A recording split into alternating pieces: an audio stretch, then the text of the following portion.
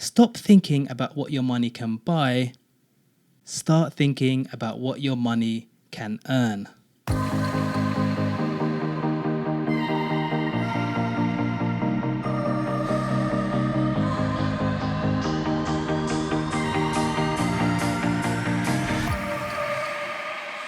You don't have to wait until you reach financial independence to start enjoying your life. You can do that much earlier and start living a life that you love and that's true to you. Welcome to Freedom Before FI.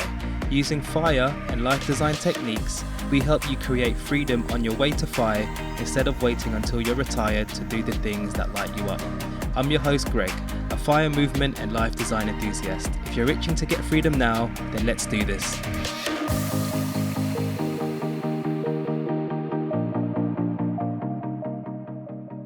Well, hello there and welcome back to another episode of Freedom Before FI, and I really appreciate you tuning in. So me and the missus are back from venturing around Bangkok and Krabi in Thailand, and I'd highly recommend it for any travellers, especially if you're a foodie just like me. So while most tourists were like visiting temples and going to beaches, we were visiting food markets, little restaurants and fruit shake vendors. And for sure, my wallet will be very happy to be back home. He definitely needs a rest. He got a bit of a workout during the holidays. Anyway, let's get on with the next FI book on our list, and my absolute favourite one, and it's The Simple Path to Wealth, written by J.L. Collins. So just a quick background, J.L. Collins first started writing about his investment journey on his blog, which I believe he started back in 2011. He wrote it mainly for his daughter, who didn't want to hear about money or investing, but he wanted to archive all his learnings for her for when she was ready. The blog became really popular in FI circles, and he became known as the godfather of FI. And he has one of the most followed and straightforward philosophies when it comes to investing. And I would know because I'm actually one of them. So the book is essentially a summary of his blog in a neat little package. I'm an absolutely massive fan of J.L. Collins, and from all the authors and speakers I've come across, he has to be the best at simplifying complex subjects, especially when it comes to the whole investing world. So from reading his book, I was able to understand investing more clearly, and it actually gave me the confidence to invest myself. Alright, so without further ado, let's jump into big lesson number 1 that I learned from this book, which is the stock market is one of the most powerful wealth generating tools, and the market always goes up. Alright, so let me deal with the first part of that equation first. So I've mentioned this in other episodes before, but the stock market is powerful because owning a stock is essentially being a part owner of publicly traded companies. Now think of Apple, Google, Tesla, Nike, Starbucks, McDonald's, and even small to medium-sized companies. So the important thing he pointed out when I first started researching was the unlimited upside value of a stock. So for example, if a company goes belly up, the absolute worst case scenario is that their stock loses 100% of its value. But if we look at the flip side of that, if they do well, their stock value doesn't just increase to 100%, it can potentially blow past 100%. It can go to 200, 300, 1,000% or more. Its upside is unlimited. Just look at companies like Amazon, which started as an online bookstore. And look at it now, it's one of the biggest companies in the world. Okay, so let me tackle the second part of the equation, which is the market always goes up. So one of the main reasons people lose money in the market is because they sell their stocks, especially when the markets go down and when panic sets in. But what J.L. Collins argues is that throughout history, taking into account all of the big historic drops we've had in the market as a whole usually increases over time.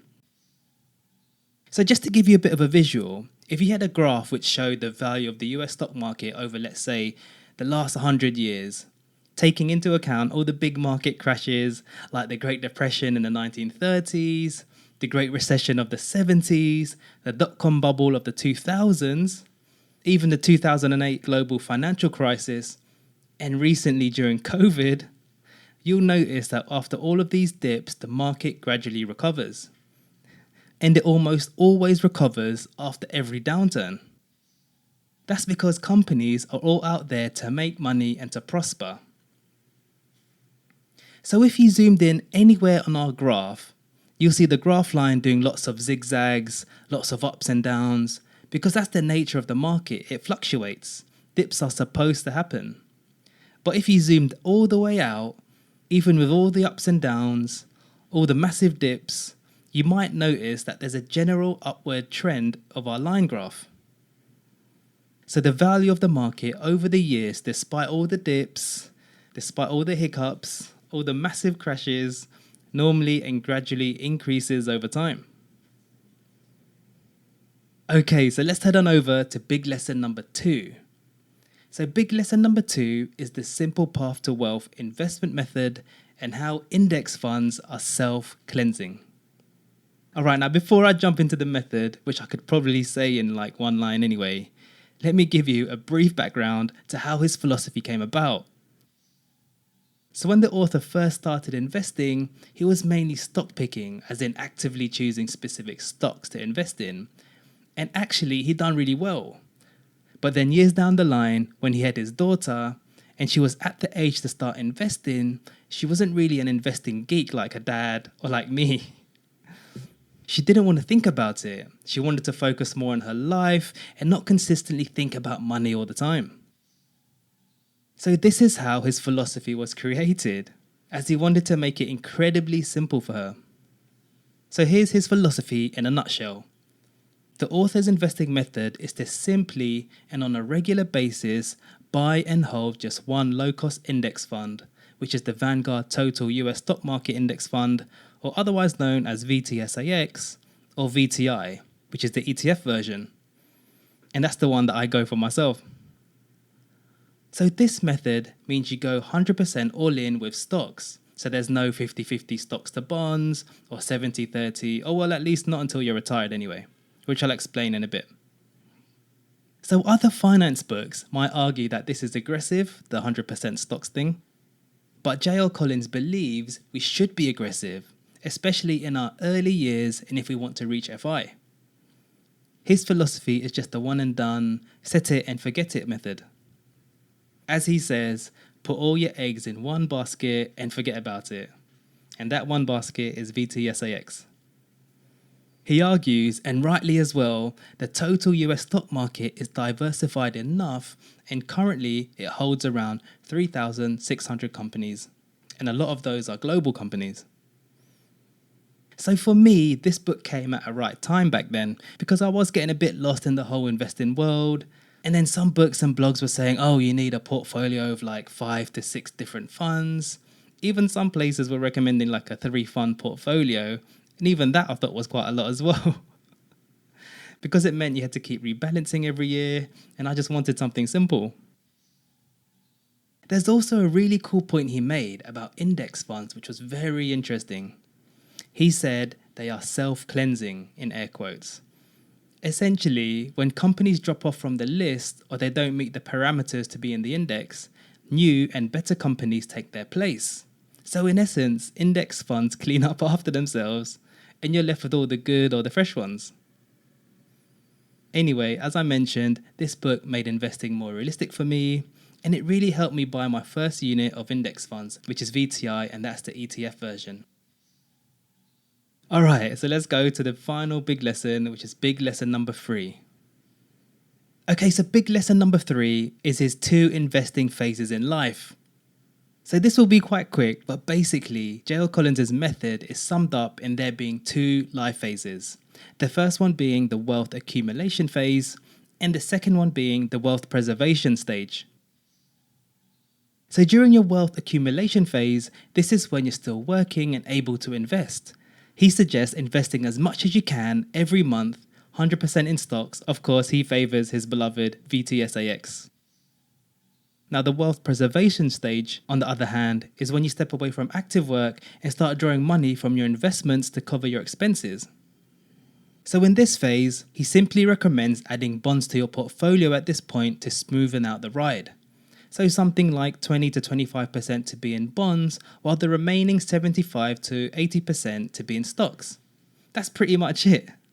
And as it says on the tin, it's the simple path. And thousands have been following it ever since.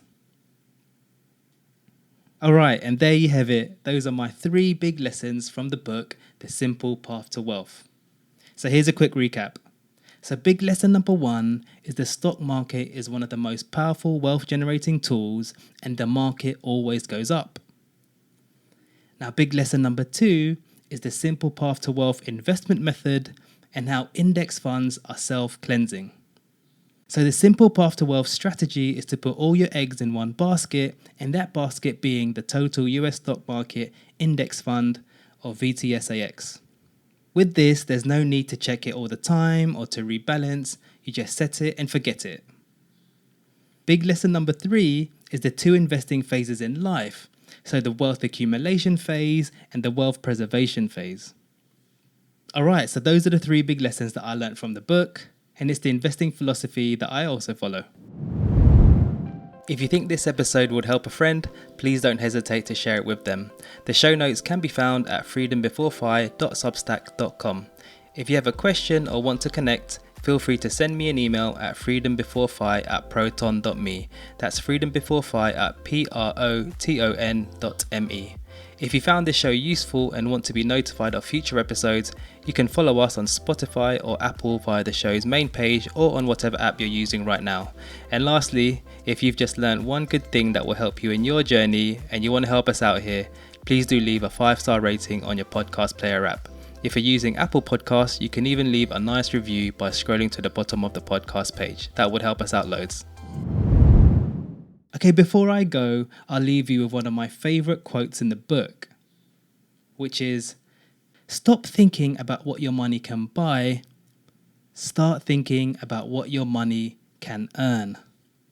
Mic drop. All right, so I'll catch you on the next episode and have an awesome day. And as always, practice gratitude, live life by your design, and do things that make you smile. You got this.